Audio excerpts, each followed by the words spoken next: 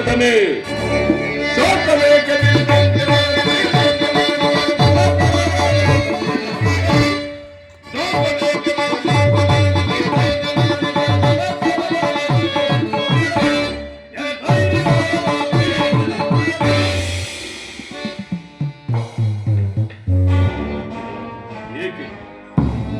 ಏನಾಯಿತದೆ? ಏಕೆ ನಿಷ್ಕಾರಣವಾಗಿ ಹೇಳುತ್ತಿರುವೆ? ನಾನು ನಿಷ್ಕರುಣರಾಗಿ ಹೇಳುತ್ತಿಲ್ಲ. ಈ ಪಾಂಚಾಲಿ ಅಳುವಿಗೆ ಒಂದಲ್ಲ 100 ಕಾರಣಗಳಿರುವು. ನೀವಾದರೂ ಪುರುಷರು ಯಾರಾದರೂ ನಿಮಗೆ ಪರಿಹಾಸ್ಯ ಮಾಡಿದರೆ, ಅಪಮಾನ ಮಾಡಿದರೆ ನೀವೇ ಅವರಿಗೆ ಪ್ರತಿಕಾರವನ್ನು ನೀಡುವೆ.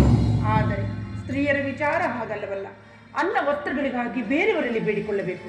ಹೇ ಪರಮಾತ್ಮ, ಈ ಪರಾಧೀನ ಸ್ತ್ರೀ ಜಾತಿಯನ್ನು ಏಕೆ ನಿರ್ಮಿಸಿದ್ದೀರ? ಹೇಳಬೇಡ ಪಾಂಚಾಲ, ಹೇಳಬೇಡ. ಸ್ತ್ರೀಯರ ಪರಾಧೀನತೆಯು ನಮ್ಮ ಸಮಾಜದ ನಿಯಮ. ಅದು ಭಗವತ್ ಸ್ವರೂಪರಾದ ಋಷಿಗಳ ಆಜ್ಞೆ.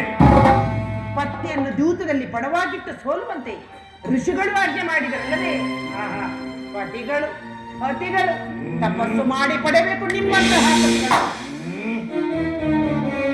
ಅಣ್ಣನ ಒಂದು ದಿನದ ಅವಿವೇಕತನದಿಂದಾದ ಈ ನಿಂದನೆಯು ನಮ್ಮನ್ನು ಸಾಯುವ ತನಕ ಬಿಟ್ಟದ್ದಲ್ಲದೆ. ಈ ಪ್ರಿಯತಮೆ, ಅಣ್ಣನ ಅಪರಾಧಗಳನ್ನು ಕ್ಷಮಿಸುವಂತೆ ನಾನು ನಿನ್ನಲ್ಲಿ ಎಷ್ಟೋ ಸಾರಿ ಬೇಡಿಕೊಳ್ಳಲೇನೆ. ಆದದ್ದು ಹಾಗೆ ಹೋಯಿತು, ಅದನ್ನು ಮರೆತು ಬಿಡು. ಈ ದಿನ ನೀನು ದುಃಖಿಸಲು ಕಾರಣವೇನೆಂದು ನನ್ನೊಡನೆ ತಿಳಿಸಬಾರದೆ ಪ್ರಿಯ? ಹೇಳುವೆನು ಪ್ರಿಯ, ಆದರೆ ಅದರಿಂದ ಆಗುವ ಪ್ರಯೋಜನವಾದರೂ ಏನು? ಎಷ್ಟೇ ಆದರೂ ನೀನು ನಿನ್ನ ಅಣ್ಣನ ಆಜ್ಞಾಧಾರಕನಲ್ಲವೇ? ಅದು ಇಂದಿನ ಮಾತು. ಈಗ ನಾನು ಯಾರ ಆಜ್ಞಾಧಾರಕನಲ್ಲ. ಹಾಗಾದರೆ ಕೇಳು ಪ್ರಿಯ, ಈ ದಿನ ಹಸ್ತಿನಾಂಬೆಯ ಮಂದಿರಕ್ಕೆ ದೇವಿ ದರ್ಶನಕ್ಕೆಂದು ಹೋಗಿದ್ದೇನೆ. ಅಲ್ಲಿಗೆ ದುರ್ಯೋಧನನ ಪತ್ನಿ ಭಾನುಮತಿಯು ಬಂದಿದ್ದಳು. ಆಕೆಯು ನನ್ನನ್ನು ನೋಡಿ ಪರಿಹಾಸ್ಯ ಮಾಡುತ್ತಾ, ನಿನ್ನ ಪತಿಗಳು 5 ಗ್ರಾಮವನ್ನು ಬೇಡಲು ದೂತನನ್ನು ಕಳುಹಿಸಿರುವರು, ಇನ್ನೇನು ಸಂಧಿ ಆಗುವುದು, ಆಗಲಾದರೂ ಈ ನಿನ್ನ ಬಿಚ್ಚಿದ ಮುಡಿಯನ್ನು ಕಟ್ಟುವೆ ತಾನೆ ಎಂದು ನನ್ನನ್ನು ಕಂಡು ಪರಿಹಾಸ್ಯ ಮಾಡಿದಳು ಪ್ರಿಯ. ದುರ್ಯೋಧನರು ಪುನಃ ಸಂಧಿಗೆ ಹಾಗಾದರೆ ನನ್ನ ಉದ್ದೇಶ ಸಫಲವಾಯಿತು. ಯಾರು ಯಾರು ರಾಯಭಾರಕ್ಕೆ ಹೋಗಿರುವವರು? ಇನ್ಯಾರು? ಅಣ್ಣನಾದ ಶ್ರೀಕೃಷ್ಣ ಪರಮಾತ್ಮ. ಗೋಪಿಕಾಂಗನೆಯ ವಿಲಾಸ ವಿಭ್ರಮೆಯಲ್ಲಿ ಮಗ್ನನಾದ ಯದುಪತಿಯು ಯುದ್ಧವನ್ನು ಮುರಿಯುವುದು ಸಹ ಅರ್ಜುನನು ದ್ವಾರಕೆಯಿಂದ ಹಿಂದಿರುಗಿದಾಗಲೇ ಈಗಾಗಬಹುದೆಂದು ತಿಳಿದಿದ್ದೇನೆ. ಪ್ರಿಯತಮೆ, ದ್ರೌಪದಿ ಆ ಭಾನುಮತಿಗೆ ಏನೆಂದು ಉತ್ತರವನ್ನು ಕೊಟ್ಟೆ? ಪ್ರಶ್ನೆಗೆ ಸರಿಯಾದ ಉತ್ತರವನ್ನೇ ಕೊಟ್ಟೆ. ಏನೆಂದು? ಭಾನು, ನಿನ್ನ ಕಟ್ಟಿದ ಮುಡಿಯನ್ನು ಬಿಚ್ಚಿಸುವವರೆಗೂ ನನ್ನ ಈ ಮುಡಿಯನ್ನು ಕಟ್ಟಲಾರೆನೆ. ಬಾಪು ಪಾಂಚಾಲಿ, ಬಾಪು, ಬಹಳ ಚಮತ್ಕಾರವಾದ ಉತ್ತರ. ನೀನು ನಮ್ಮ ಸಂಗಡ ಕದನವಾಡುವುದರಲ್ಲಿಯೇ ನಿನ್ನ ಚತುರತೆಯನ್ನು ಮುಗಿಸಿದ್ದೆ ಎಂದು ಭಾವಿಸಿದ್ದೇನೆ.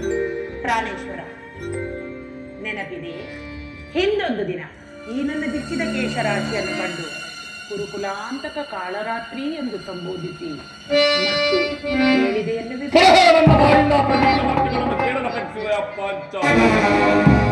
ಮಾಡಿದ ಪ್ರತಿಜ್ಞೆಯನ್ನು ಮರೆಯುವಂತಹ ಏಡಿಯಲ್ಲ ಈ ಭೀಮಸೇನ. ಹೇಳುವುದು ಮಾತ್ರವಲ್ಲ ಪ್ರಿಯ, ಆಡಿನಂತೆ ನಡೆದುಕೊಳ್ಳಬೇಕೆಂಬುದೇ ನನ್ನ ಇಚ್ಛೆ. ಆದರೆ ನಾನು ಸುಮ್ಮನೆ ಇಚ್ಛಿಸಿ ಆದರೂ ಪ್ರಯೋಜನವೇನು? ಎಷ್ಟೇ ಆದರೂ ನೀನು ನಿನ್ನ ಅಣ್ಣನ ಆಜ್ಞಾಧಾರಕನಲ್ಲ. ನನ್ನನ್ನು ಗೆಲ್ಲಿಸಬೇಡ ಪಾಂಚಾಲಿ.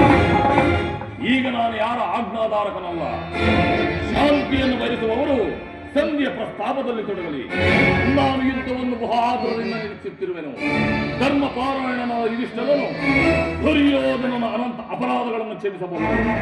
ಆದರೆ ನಾನು ಮಾತ್ರ ಕ್ಷಮಿಸುವುದಿಲ್ಲ ದೇವಿ. ಬಡ ಕುರುಕುಲವ ಕಡೆ ದೃಢ ವಹಿಸುವೆನು.